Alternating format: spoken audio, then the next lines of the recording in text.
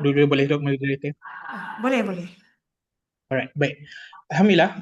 Baik. Assalamualaikum dan salam sejahtera semua. Saya Muhammad Khalid Yunus bin Mansur. Hari ini saya akan membentangkan kajian saya iaitu Bibliometric yang bertajuk Performance of Sharia Contract in Islamic Banking. Baik. Fokus utama kajian ini adalah melihat bagaimana penyidikan akademik mengenai prestasi kontrak ini berkembang daripada masa ke semasa.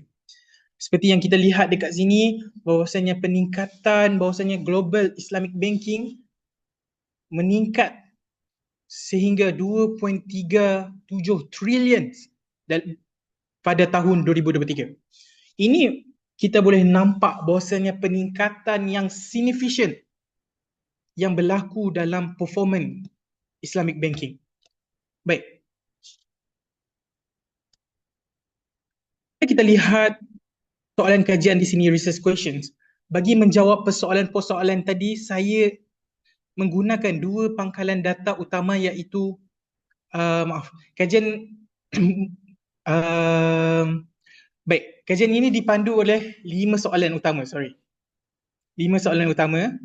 Yang pertama adalah memahami struktur intelektual karya utama dalam bidang ini. Kedua, melihat evolusi tema daripada tahun 2000 sehingga 2024.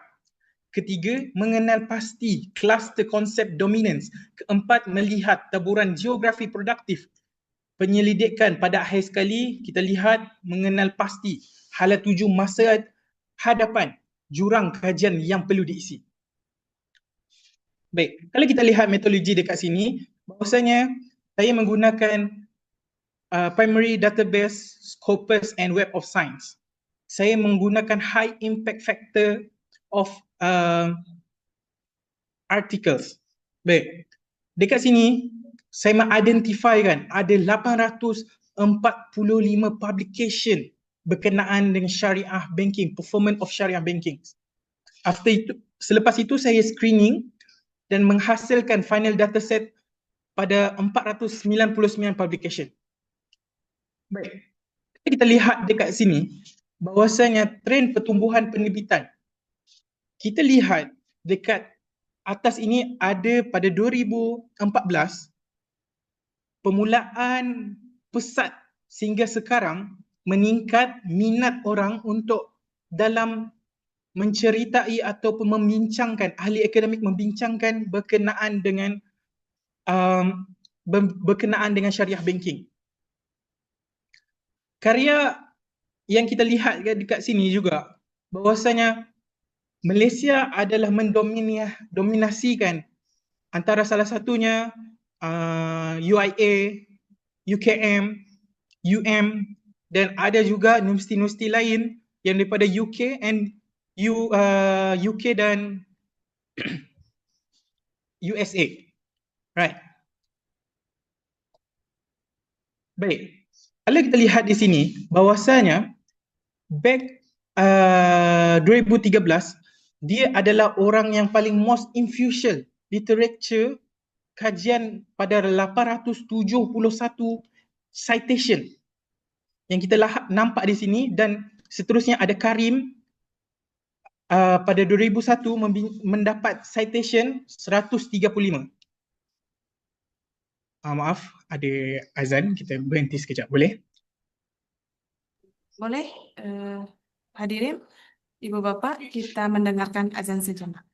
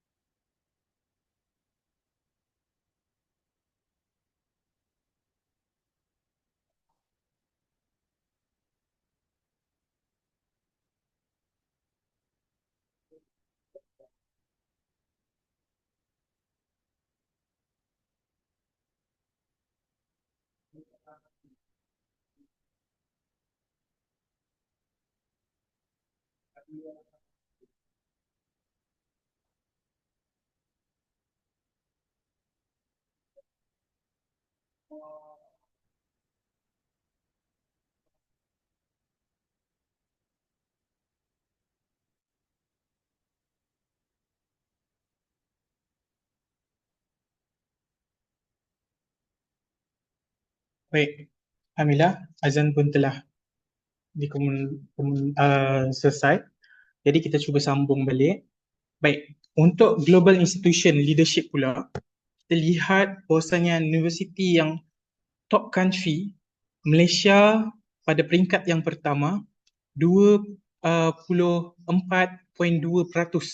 mengikut Indonesia 12%. Dan juga bukan negara Islam, iaitu USA dan UK, menulis kajian ini ada 6.1% USA dan UK ada 5.7%. Kan? Ada banyak lagi negara-negara lain, misalnya India, Pakistan, Australia yang membincangkan ni, tetapi the most top country adalah Malaysia, Indonesia, USA, UK. Baik. Bincangan dekat sini adalah tema keywords analysis. Apabila kita lihat dekat sini, pembincangan yang paling banyak dibincangkan, banyak keywords yang dibincangkan oleh penulis adalah Islamic finance, Islamic banking dan suku risk management. Pada tahun kita mula pada tahun 1996 sehingga kini, yang paling top highest perbincangan keyword analysis adalah Islamic finance. Kan? Baik. Kalau kita lihat di sini, kita menggunakan core recurrence, kita mencari kata kunci analisis oleh penulis, kan? Menggunakan VUS viewer, kan? Software VUS viewer untuk mencari hubungan antara setiap kita boleh lihat dekat setiap kajian. Sebagai contoh yang kita lihat dekat sini, yang warna kuning di bawah sekali bahagian kiri, kita ada tengok fintech, blockchain, smart contract. Itu adalah perbincangan yang terkini, kan? Pada tahun 2020 sampai terkini yang membincangkan blockchain, fintech, smart contract. So, yang berkenaan dengan yang terkini ni masih lagi ada jurang yang belum dibahaskan oleh ahli akademik. Baik. Yang sama juga, so kalau kita lihat di sini bahwasanya Islamic finance adalah foundational terms establish a baseline research focus untuk definitions, core financial metrics and comparing systems. Right? So 2019 is consolidating focus on shifting to operation frameworks, regulators, standardization like governance, compliance, stability. Alright. Akhir sekali, peningkatan itu berlaku pada tahun 2023, 2024 masih ada jurang pembicaraan blockchain dan social finance. Alright. Jadi, sebelum saya tutup untuk pembentangan yang pertama, hala 7 future directions. Di mana kesimpulan yang kita dapat pada hari ini? Yang pertama, sebagai kesimpulan, bidang ini telah matang daripada kajian kecakapan, asas daripada analisis yang lebih kompleks, merangkumi risiko dan integrasi teknologi untuk masa depan. Saya mencadangkan fokus yang lebih mendalam terhadap integrasi fintech, penggunaan blockchain dalam pelaksanaan kontrak, sinergasi kewangan sosial, menggabungkan perbankan komersial dengan zakat dan wakaf.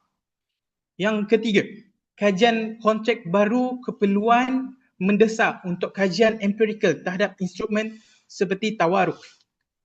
Jadi, itu saja daripada saya. Assalamualaikum warahmatullahi wabarakatuh. Waalaikumsalam warahmatullahi wabarakatuh. Untuk artikel selanjutnya apa mau dipaparkan saat Ya. ini? Sekarang, oke, silakan. Baik.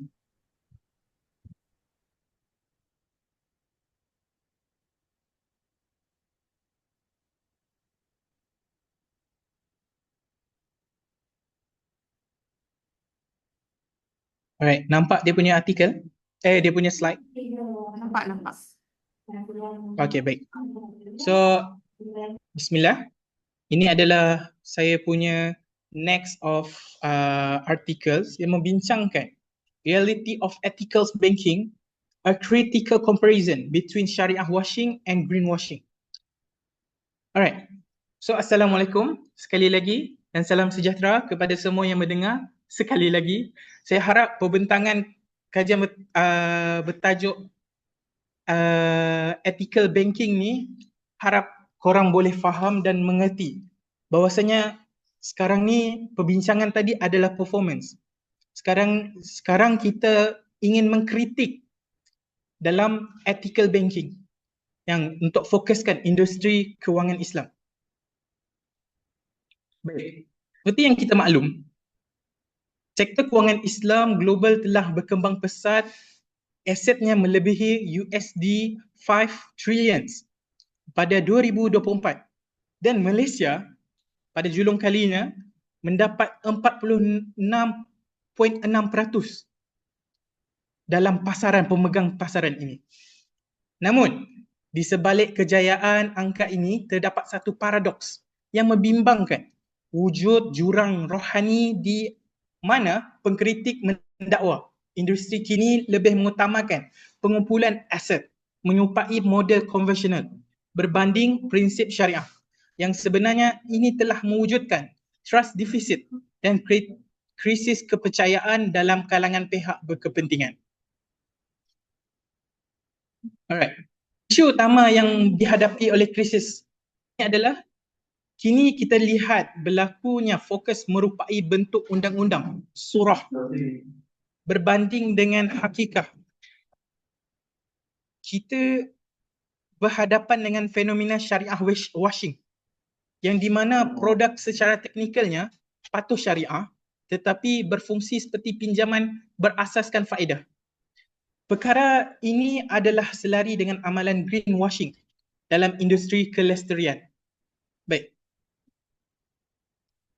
Kajian ini juga bertujuan untuk membuat perbandingan antara syariah washing and greenwashing serta mendedahkan jurang antara pematuhan undang-undang dan intipati etika melalui kerangka maqasid syariah. Hipotesis utama kami adalah kedua-dua fenomena ini berkongsi mekanisme decoupling yang sama di mana naratif pemasaran dipisahkan daripada realiti ekonomi. Baik. Kerangka teori membandingkan menggunakan pendekatan sistem kami melihat melalui lensa maqasid syariah yang menekankan keadilan, pemeliharaan, harta, hifzul mal serta fiqh al-malak untuk menilaikan holistik sesuatu transaksi. Jika kita bandingkan mekanisme utama syariah washing adalah menggunakan hilah. Maksud hilah ni adalah hilah undang-undang untuk mencapaikan matlamat ekonomi yang tidak patuh menggunakan faedah. Bahasa mudah dia adalah kita menggunakan makeup. Contohnya makeup kan. Untuk menutup keburukan muka ada orang menggunakan makeup. Nampak saja satu buku depan dia adalah bincang pasal Islamik. Tetapi dalam tersebut memburukkan Islam. Macam itulah dia punya analogi dia. Baik. Dan seterusnya, kalau kita lihat dekat sini,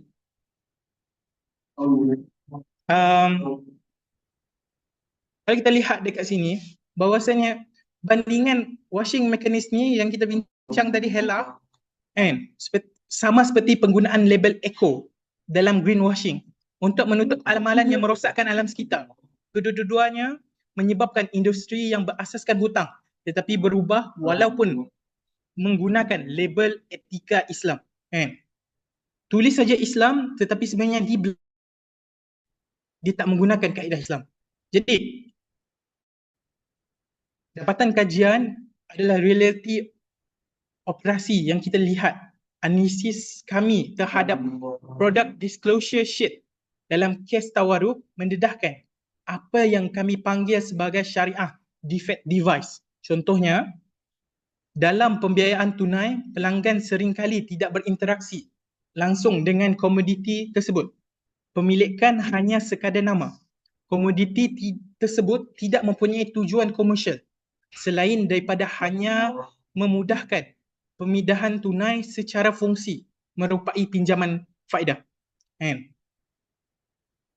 Jadi kalau kita nampak di sini bahawasanya dalam tawaruk ada satu, macam mana kita nak dalam kaedah dalam produk tawaruk untuk memberi hutang kepada pelanggan akan nampak kalau kita tambah tu menjadikan riba, berlakunya riba. Tetapi kita mengelakkan riba tu berlaku dengan membanyakkan sistem surah. Kita banyakkan dokumen-dokumen yang supaya syariah auditor tengok, oh ni okey, ni sesuai. Jadi seterusnya, kesan daripada jurang ni adalah kalau kita lihat seperti Ibn Taymiyah dengan Taqi Usmani, dia melarang khiyal, kan? Adalah but the regulators often accommodate them for liquidity and survival. Jadi untuk supaya perbankan Islam ini semakin maju di hadapan, supaya pelanggan tidak lari, maka kita masukkan, beralih daripada hanya tawaruk, tetapi kita masukkan value based intermediations, VBI. Ia bukan sekadar pematuhan undang-undang minimum, tetapi tentang memberi impak positif kepada manusia dan seluruh. Kita juga perlu memanfaatkan teknologi seperti blockchain yang memastikan ketulusan dan bukti pemilikan yang sebenar. Jadi kesimpulannya, untuk perbankan Islam yang kekal relevan, kita mesti merapatkan jurang antara bentuk dan intipati, substansi syariah washing. Syariah washing yang seperti yang saya bincangkan tadi adalah bom masa jangka yang akan merosakkan reputasi industri kita. Pakaikan VBI bukan lagi sekadar pilihan etika, tapi keperluan yang perlu kita ubah. Itu saja daripada saya. Assalamualaikum warahmatullahi wabarakatuh.